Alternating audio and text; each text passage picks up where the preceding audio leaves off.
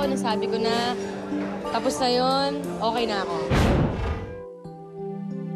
Hindi man niya entry, dumating para suportahan ni Ding Dong Dantes si Marian Rivera sa premiere night ng Shake, Rattle and Roll 10 movie nito sa SM Mega Mall noong December 20. May plano ba sila nitong nagdaang Pasko? Alam mo, doon siya sa family niya. Sa family ko, sa Cavite. Tignan natin kung ano mangyari pagkatapos. Pero importante talaga, sa Christmas Eve, kasama natin yung mga mahal natin sa buhay. Diba? Samantala, sa float ng isa pa niyang Metro Manila Film Fest entry, ang Desperadas 2, unang sumakay si Marian. May natanggap ba siyang Christmas gift mula kay Ding Dong? Tama na, wag na. Oh, syempre. Meron na, meron. Chase gift sa mga. Ah, Ano binigay mo sa kanya? secret. Ano naman ang ibinigay niya kay Ding Dong? Secret din.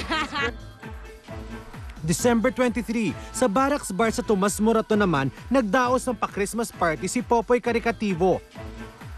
Manager ni Marian, para sa piling Press People.